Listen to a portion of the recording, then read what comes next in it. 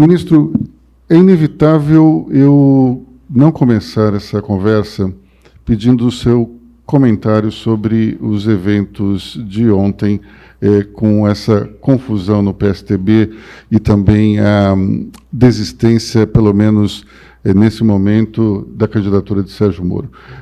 Ameaça de renúncia de João Dória e tudo mais. Qual é a sua visão desse quadro? Olha, isso mostra que nós não teremos uma terceira via viável. E é uma coisa meio já cantada, as pessoas todas já comentam isso. A eleição de 22 vai confrontar um ex-presidente e um atual presidente. 2 mandatários máximos da nação, 2 presidentes da República. É interessante que quando a gente vê isso, parece que se apagou da memória do brasileiro o governo Temer e o governo Dilma. É como se eles não tivessem existido. As pessoas só lembram do governo Lula, do governo Bolsonaro. E são esses 2 projetos que vão estar em confronto em 22.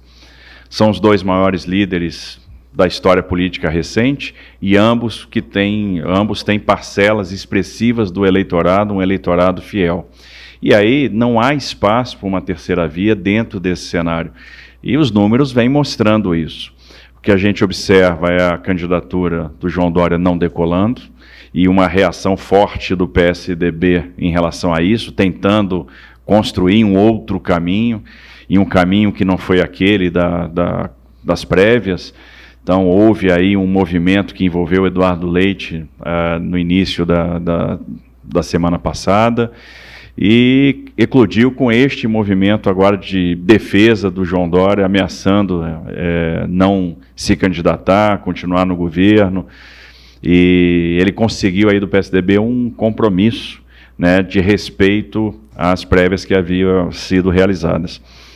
Mostra uma desorganização, mostra de fato que a terceira via não está se viabilizando. Ontem o Moro desistiu da candidatura à presidência da República, que era uma candidatura que também não tinha decolado.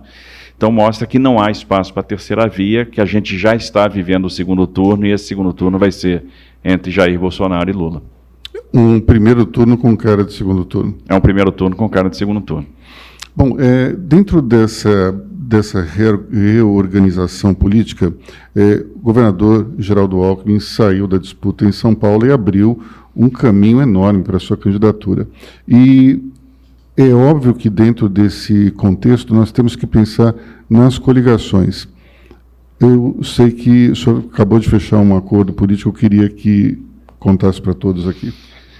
O acordo que foi fechado agora é a vinda do Datena para o nosso grupo, para o nosso bloco.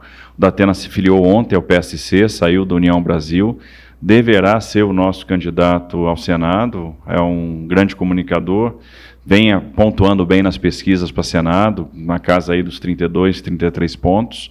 Então a gente recebeu esse movimento com muita alegria.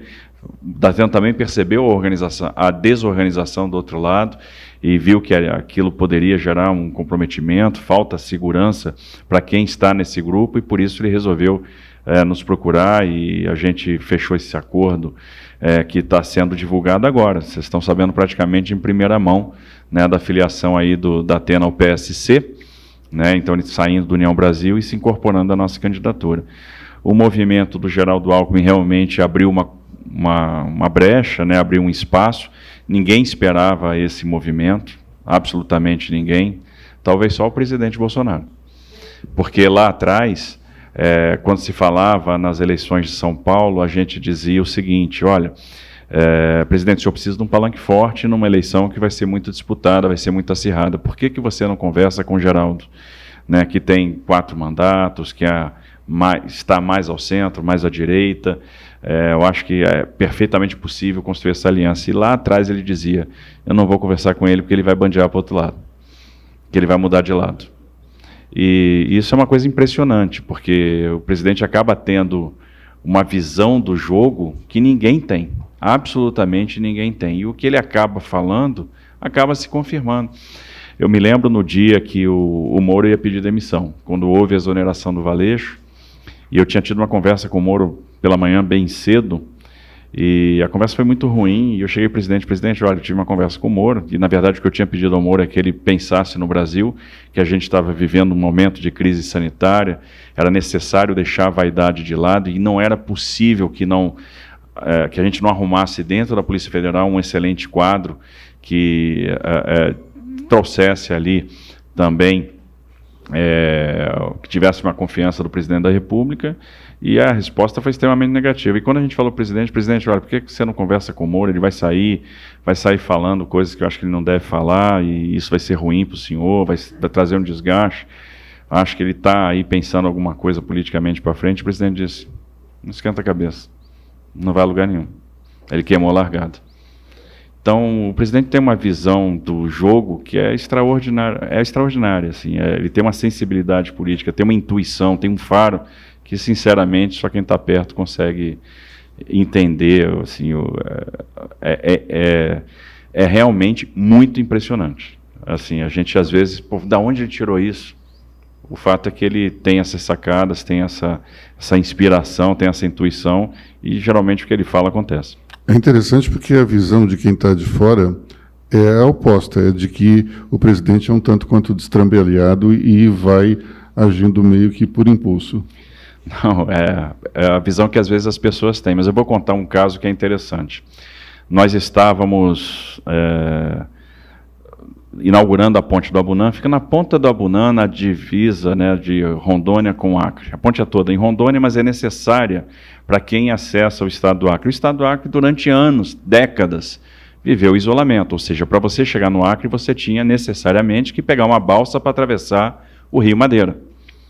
E essa travessia custava caro, um caminhão ia pagar R$200 e levava, às vezes, 5, 6 horas de fila para ingressar na balsa e fazer a travessia. Um empresário, um dono de concessionária do Acre, ficou muito feliz e levou algumas motos para a ponte no dia da inauguração. E o presidente viu aquelas motos, subiu na moto, me botou na garupa dele, e nós fizemos umas 3 travessias da ponte, obviamente sem capacete, sem nada. E aí, quando a gente terminou a última travessia, eu confesso que eu estava morrendo de medo, a ponto de partir para a baixaria e agarrar o presidente pela cintura.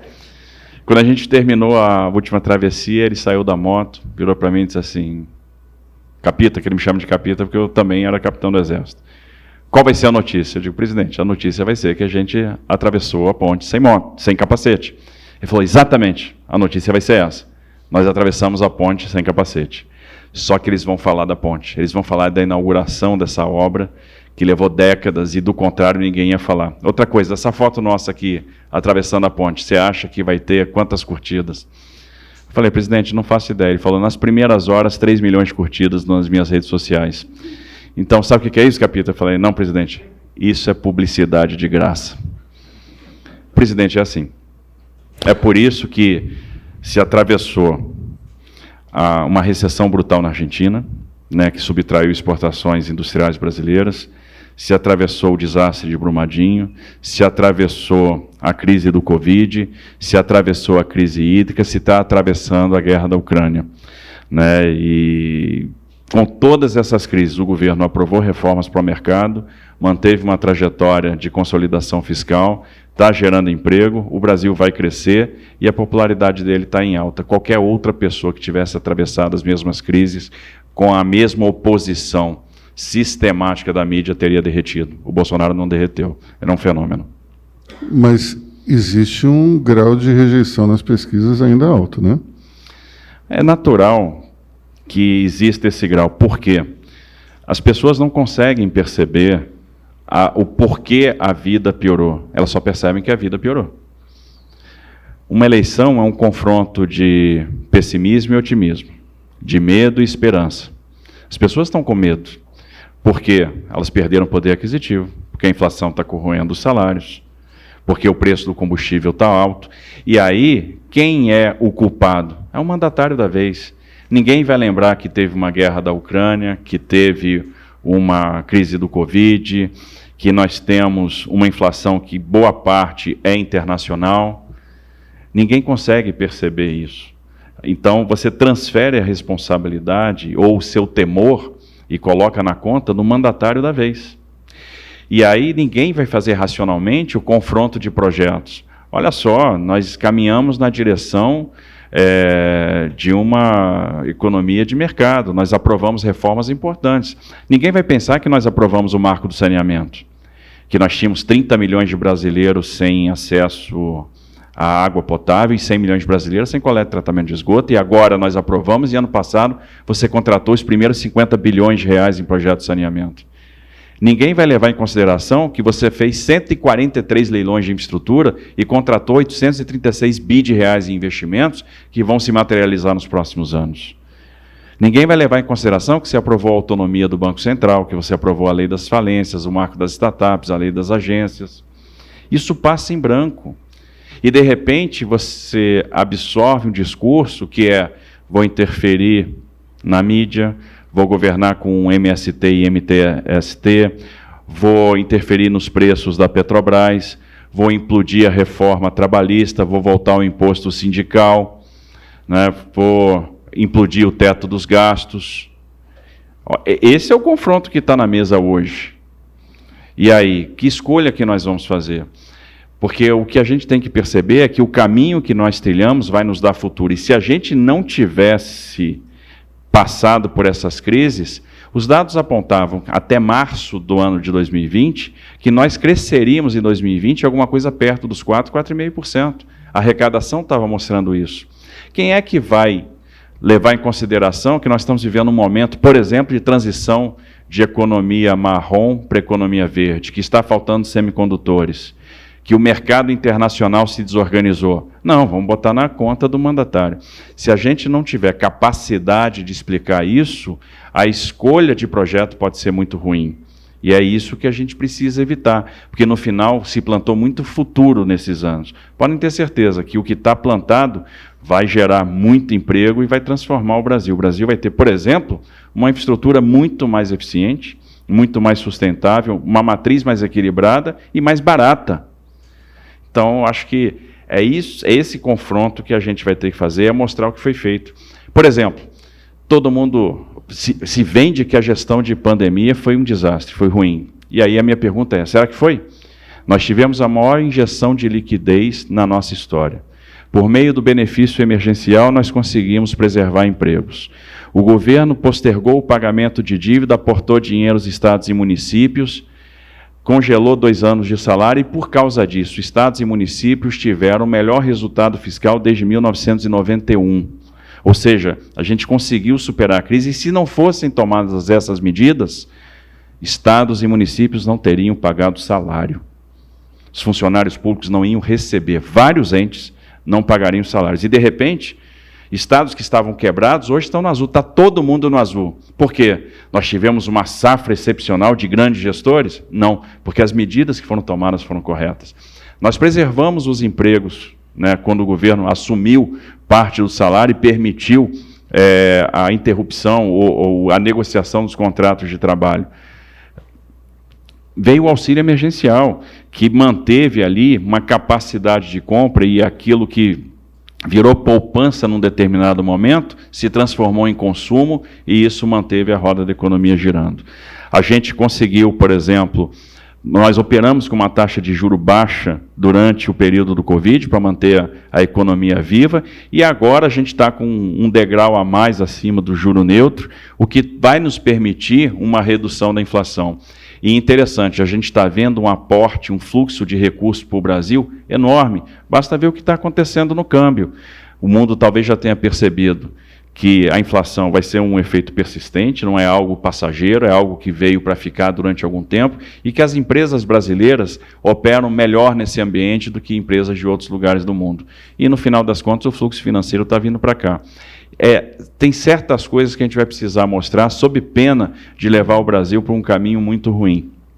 Ministro, indo agora para um lado mais do candidato em si, o senhor entrou pelo governo, no governo pelas mãos da Dilma Rousseff, ficou no governo Michel Temer e agora acaba de sair do governo Jair Bolsonaro. Explica para a gente como é que é essa capacidade de se dar bem com forças políticas tão diferentes. Olha, eu sou técnico. Eu acho que é isso. Eu entrei...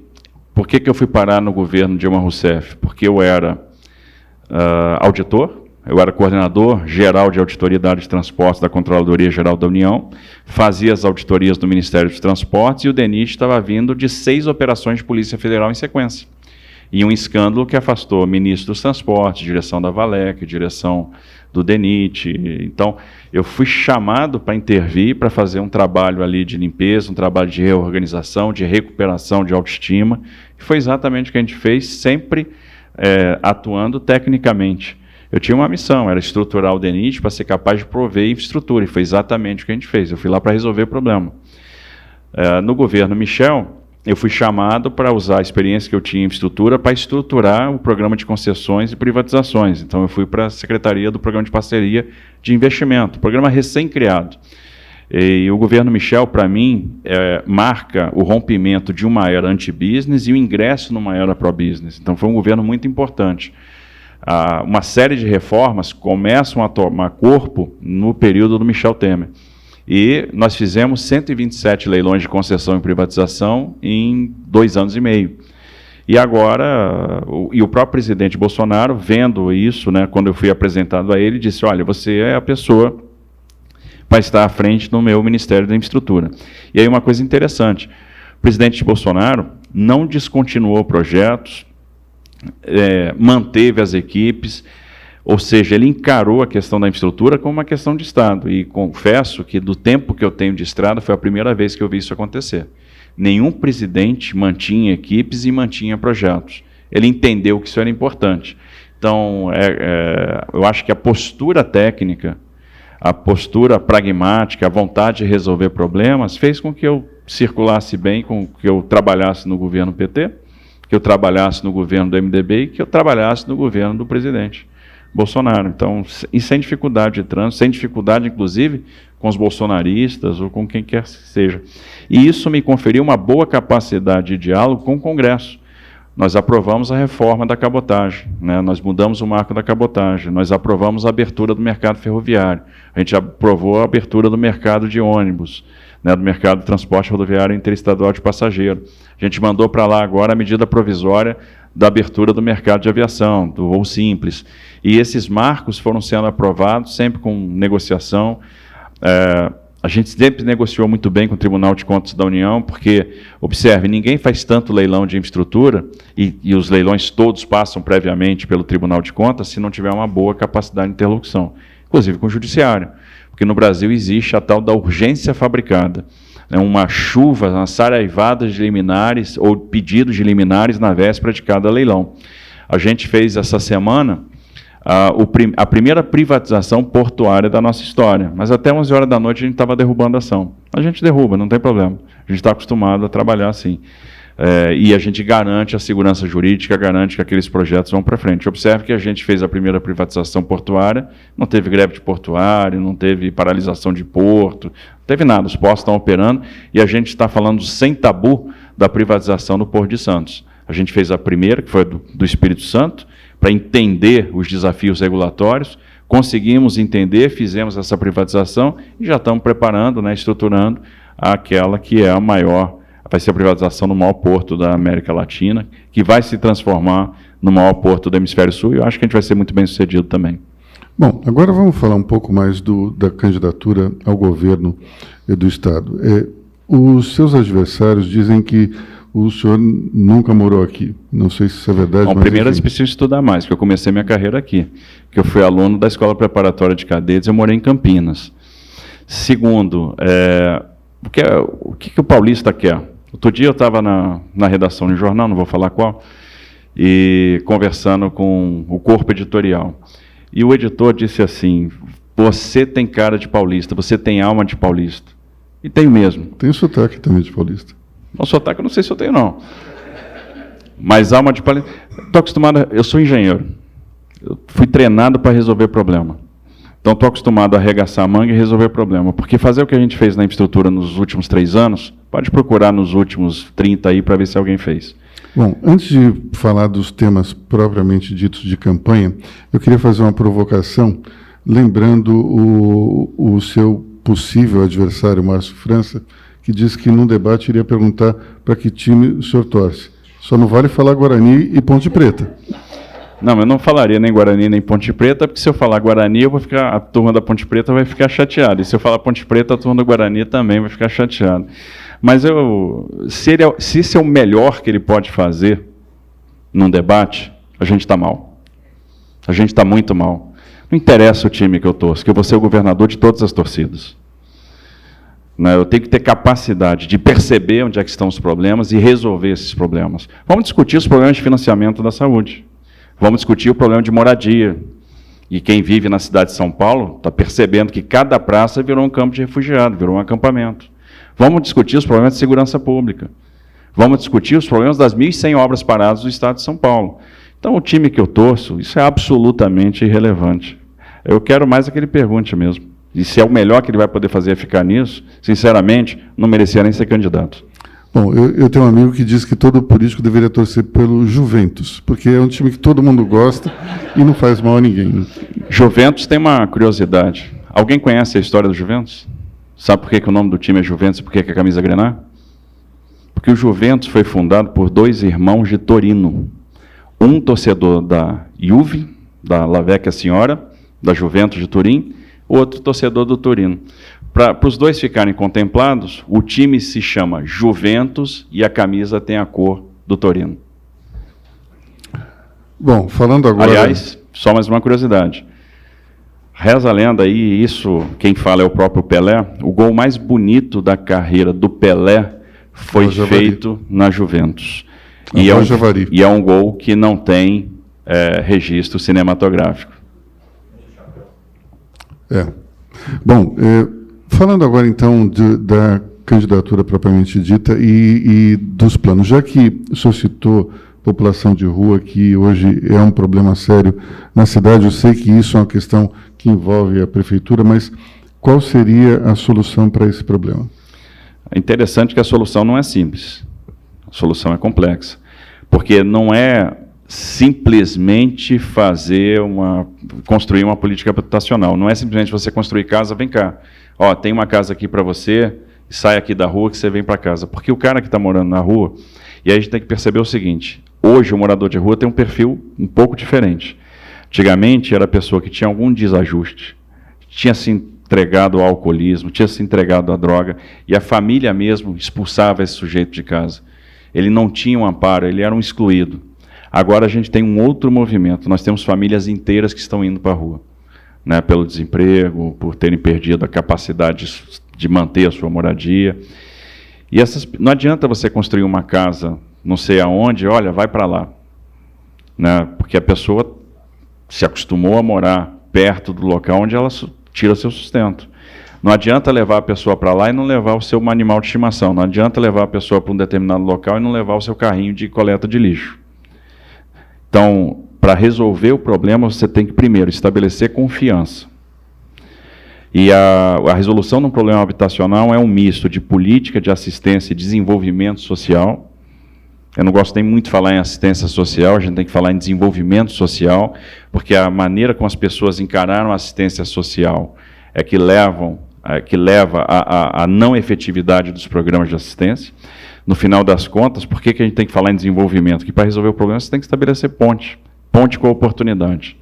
O Chile tem um programa chamado Puente, que é justamente construir essa ponte com as oportunidades. Então é um misto de estabelecimento de confiança, de política de desenvolvimento social e política habitacional. A gente enfrenta muito essas questões nas obras. Por exemplo, a gente teve que tirar 1.300 famílias da cabeceira da pista do aeroporto Salgado Filho. 1.700 famílias do eixo da Ponte do Guaíba. E como é que você faz isso? Como é que você convence as pessoas que elas precisam sair dali, que elas vão ganhar cidadania, que elas vão ganhar uma escritura? Não é tão simples quanto se parece. Além do que, existe um uso, às vezes, do crime dessas pessoas. Então, por exemplo, os locais onde essas pessoas estavam morando de uma forma bastante indigna, era o local também de venda de droga. Os traficantes usavam aquelas pessoas como escudo. E os próprios traficantes fomentavam com que as pessoas procurassem a Defensoria Pública, o Ministério Público, para criar obstáculo ao fornecimento de uma casa, de uma escritura, de um CEP. O trabalho de convencimento é muito grande. E aí, por isso que eu falo, é um misto de assistência social com política habitacional. Quando isso é bem arranjado, você consegue ter excelentes resultados. Eu me lembro que uma vez a gente, fazendo uma obra, foi a BR-448, eu tinha uma série de residências no eixo da rodovia. E eu tinha que tirar essas pessoas de lá. E a gente enquadrou essas pessoas no programa Casa Verde e Amarela. Elas iam receber residência lá. Então, só que eu precisava avançar com a obra e as pessoas tinham que sair dali. Como é que a gente fazia? A gente construiu uma coisa que a gente chamou de Vila de Passagem. Um conjunto de residências germinadas de madeira, mas muito bacana. A gente trouxe essas pessoas para conhecer a casa, as casas, tinha uma unidade decorada, igual se faz quando se vai vender imóvel. Olha, é aqui que você vai morar, dessa maneira, vai morar provisoriamente, até a gente construir a sua casa definitiva. Lá você tinha assistente social, você trabalhava essas pessoas, ensinava para elas como seria viver em comunidade, como ter um CEP e como tirar o sustento da sua atividade. Ali todos viviam da coleta de lixo. A gente construímos 250 casas, a gente tirava 250 famílias, botava nessas casas germinadas e construía a minha Casa Verde e Amarela. Quando a Casa Verde e Amarela ficava pronta, eu tirava essas 250 famílias, botava no Casa Verde e Amarela, tirava mais 250, botava na Vila de Passagem. E ia construindo mais casas. Quando as casas estavam prontas, tirava mais 250 famílias, transpunha para as casas que estavam prontas, tirava mais 250 famílias do eixo da rodovia, e assim nós fomos fazendo. E as pessoas ganhavam confiança. No final das contas, fomentamos uma cooperativa de catadores, montamos lá toda a instalação para que eles fizessem a separação, coleta do lixo. É assim que vai funcionar. Existem uma série de entidades que você pode usar também para lhe apoiar nesse trabalho. As entidades religiosas podem apoiar muito. Agora, se você não... A coisa mais importante, não estabelecer relação de confiança, você não tira ninguém da rua.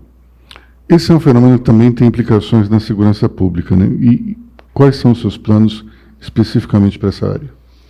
A segurança pública de São Paulo, ela ruiu. E São Paulo tem uma coisa interessante que o paulista não percebe. A associação com o crime organizado. São Paulo fez um pacto com o crime organizado, de não combatê-lo. E por que se optou por não se combater o crime organizado? Porque combater crime organizado dá efeito colateral. E ninguém quer o efeito colateral do combate ao crime. Combater o crime organizado, você tem morte policial, você tem queima de ônibus, você tem assalto a banco, você tem um aumento da percepção de insegurança. O problema é que quando você não combate, o crime cresce e ele se infiltra no poder. E aí ele acaba se tornando força política. Então essa é a opção que vai ter que ser feita. Você precisa olhar para as polícias. A polícia civil está envelhecida, e tem uma série de problemas. As polícias militar e civil têm baixíssimos salários, e é uma coisa incoerente, que o estado mais rico do Brasil oferece o menor salário para policial. Isso é absolutamente incoerente. E tão grave quanto o salário baixo é a falta de segurança jurídica.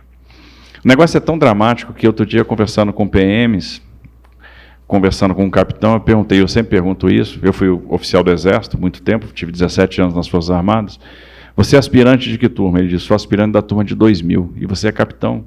Se fosse em qualquer outra polícia do Brasil, e se fosse no Exército, ele seria tenente-coronel. Aqui em São Paulo ele é capitão. Então, eles não avançam, os intertícios são muito altos, o plano de carreira está completamente desequilibrado. E aí eles não se sentem protegidos pelo Estado para atuar. Observe o seguinte, policial de tropa especial de São Paulo opera hoje com câmera. Eu estive no Haiti, num período bem sensível da missão, que eu fui logo no segundo contingente, num período crítico. A regra de engajamento é definida sempre pelo comandante da cena. Você passa por determinadas situações que você não tem tempo para pegar um telefone e ligar para o Force Commander para saber, general, o que eu vou fazer? Você tem que tomar a decisão. E a câmera ali é uma razão pela qual o policial não toma decisão. E se ele não toma decisão, ele pode pagar com a vida. E se ele toma a decisão, ele depois vai ser afastado da rua, ele vai responder processo. Então, esse policial hoje não está sendo cuidado, não há carinho com ele, e é o cara que está zelando pela nossa segurança.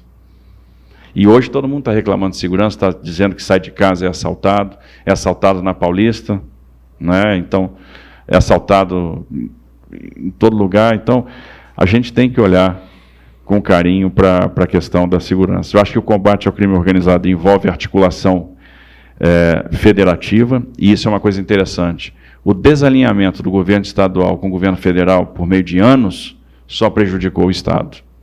Isso não trouxe nada de positivo. E não se combate crime organizado se não houver um alinhamento de entes, porque isso extrapola a própria capacidade do Estado, no que diz respeito a operações de inteligência, no que diz respeito à asfixia financeira. E é assim que você pode ter alguma chance de êxito. E aqui, dentro do Estado, você precisa plano de carreira, precisa valorização, precisa segurança jurídica. Do contrário, você vai perder a guerra para o crime. Bom, falando então do outro tema importante, que é educação. Como é que o senhor está vendo a educação no Estado e seus planos para melhorar? Observe que a educação ela é fundamental, mas nós sofremos nos últimos 2 anos aí com a questão da pandemia, com o fechamento, na minha opinião, desarrazoado e excessivamente prolongado de escolas. Ora, eu passei isso em casa. Minha filha tendo aula online. Ela ligava o computador e daqui a pouco ela estava completamente desligada. E a aula rolando. Né, eu vi isso na universidade com meu filho também. Porque eu assisti a aula online e digo, pô, mas é isso que estão oferecendo para eles? A gente tem que ser exigente com a educação. Sem dúvida nenhuma, é necessário trazer, vamos dizer, a tecnologia de informação para dentro da sala de aula. Isso é uma coisa inteligente que você pode ter grandes centrais de produção de conteúdo e disseminar ensino de qualidade para qualquer ponta. E a internet está aí para isso. Mas é necessário recuperar o tempo perdido e engajar as famílias nessa questão da recuperação daquilo que se perdeu nesse tempo que foi parado. Existe um problema de infraestrutura. Eu acho que a infraestrutura tem melhorado, mas ela pode avançar ainda mais. Existe um congestionamento de escolas, falta de vagas na periferia e existe sobra de vagas nas regiões mais centrais. Então, é um tema que você precisa reequilibrar as forças, melhorar a infraestrutura, melhorar a segurança para que o professor possa trabalhar, fixar o professor à escola, porque senão ele não, você acaba tendo o professor migrando de uma escola para outra com velocidade. Já houve o tempo em que havia o bônus para o professor se manter numa determinada escola e usar com parcimônia a tecnologia de informação. Com parcimônia porque o contato, o convívio sempre vai ser importante. Isso não pode ser substituído. Bom, mais um assunto importante para a população de São Paulo, que é a saúde. Como é que o senhor está vendo essa questão? Observe que você tem uma bomba relógio aqui em São Paulo que talvez pouca gente perceba. São Paulo é o estado, obviamente, que tem a maior assistência privada do Brasil e, por isso, talvez as deficiências da saúde pública não estejam muito claras. Mas você desenvolveu aqui uma forma de lidar com alta e média complexidade baseado nas fundações, nas organizações sociais e na filantropia. E, muitas vezes, grandes hospitais começam o mês sem saber como é que vão fechar a conta, como é que vão pagar o mês. Tem hospitais importantes de São Paulo que começam o mês R$30 milhões negativo. Então, existe um problema de financiamento de saúde que precisa ser equacionado. Existe um desequilíbrio de repasse do governo federal com o governo estadual no que diz respeito a pagamento de tabela SUS, e sem falar que a tabela SUS está congelada há muitos anos, então há um desequilíbrio. Né? Existe também um desequilíbrio dos recursos que vão para os ambulatórios médicos especializados e aqueles que vão para o sistema de alta e média complexidade. Então, existe o problema de envelhecimento de quadros e também o problema de salários. Hoje, as fundações acabam complementando o salário que é pago aos servidores da saúde, mas elas já não estão aguentando, estão no limite. Então, é uma bomba que tem prazo para explodir. E equacionar essa questão do financiamento da saúde é fundamental para você prestar uma saúde de qualidade. Onde é que está o segredo também? Existe, falta dinheiro para a saúde? Falta, mas tem um desperdício violento. E o desperdício vem da falta de integração, da falta de tecnologia de informação. Você faz um exame numa determinada cidade, você é encaminhado para continuar o seu tratamento aqui na cidade de São Paulo, e quando você chega aqui, você perdeu a informação, você perdeu aquele exame. 30% dos exames realizados em São Paulo sequer são retirados. E 80% dos exames que são realizados em São Paulo dão normal, são absolutamente normais. Não quer dizer que você não possa fazer o exame para lhe dar um resultado normal. Perfeitamente, isso é desejável até. A grande questão é, está se pedindo exame demais, está se pedindo coisa que não se precisa. Então, você tem iniciativas de prontuário eletrônico. O problema é que eles não se conversam. Então, se você é atendido em Bauru e vier para São Paulo, quem o atender aqui em São Paulo não vai saber o que foi realizado e o que foi feito em Bauru. Então, aqui, uma dose forte de digitalização, de integração de sistemas, vai ajudar a eliminar um desperdício que é muito forte. E a gente começa aí a encontrar os recursos para fazer o equilíbrio e para custear esse sistema, então, baseado aí na filantropia, nas OS e nas fundações. Para a gente encerrar esse bloco, então, um assunto que o senhor entende bastante, o transporte público. O transporte público tem vários problemas. A primeira coisa é a gente achar que o problema de transporte é um problema só de transporte. Não é. O problema de transporte, normalmente, é um problema de planejamento urbano. E a gente precisa redesenhar, e obviamente você só vai fazer isso com o apoio das prefeituras, para verificar como dividir melhor as pessoas espacialmente e como ter um transporte mais otimizado. Existe um problema também de falta de transparência nas equações tarifárias. Então, o transporte opera com subsídio, com forte subsídio, mas você não tem clareza exatamente qual é o tamanho da diferença do que é a tarifa real para a tarifa social.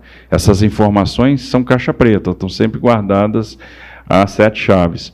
E quando se discute, inclusive, planos de socorro ao transporte em Brasília, se pede a oportunidade de se discutir, mas vamos ter um ganho estrutural nisso também. Vamos cobrar mais das empresas, vamos cobrar mais transparência, vamos entender como é que essa equação tarifária é feita. A gente usa equações tarifárias que foram estabelecidas na época do J-Pot na década de 80. E até hoje elas estão vigentes, e no final das contas a gente não tem a informação correta de qual é de fato a tarifa real e quanto é que é aquela, para a gente definir a partir da tarifa que é socialmente aceita, qual é a diferença e onde que o Estado tem que entrar. Outra coisa, a gente perde a oportunidade de explorar a capacidade desses sistemas de transporte de gerar receita acessória. É uma visão um pouco limitada imaginar que toda a receita de um determinado sistema tem que vir da tarifa. Esse é o grande problema do trem de passageiro no Brasil. É você esperar que o trem de passageiro, que a tarifa do trem custeie a operação e custeie o investimento. Não vai custear. Vários países do mundo já evoluíram muito essa visão. A gente aqui também. Por exemplo, nos aeroportos. O que sustenta um aeroporto hoje concedido? O que dá receita para o aeroporto? É a tarifa aeroportuária? Não. É o shopping, é a loja, é o real estate. A mesma lógica funciona para o transporte metroferroviário. A mesma lógica serve para o transporte ferroviário urbano. Enquanto a gente não perceber que cada estação é uma oportunidade de geração de receita, a gente não vai ter funding para aumentar, para aumentar a nossa rede, para aumentar a cobertura, para fazer investimento e para melhorar a operação. Bom, nós vimos aqui que o Estado tem uma série de problemas. E nós iniciamos esse ano com o Estado anunciando que tem um caixa de 50 bilhões. Isso faz sentido, na sua opinião? Olha, eu fico um pouco preocupado quando eu vejo esse caixa, porque se a gente pegar, o orçamento vinha na casa dos 244 bi, e de repente esse ano ele salta para 286, 288 bilhões. Você teve um aumento de receitas do ano passado para agora de 17%. Mas qual é a razão aparente para eu ter um aumento de receita de 17% do ano passado para agora? Bom, tudo bem. o Estado ganhou um waiver em termos de serviço da dívida. Então, isso deu um fôlego de alguma coisa em torno de 14 bi. Mas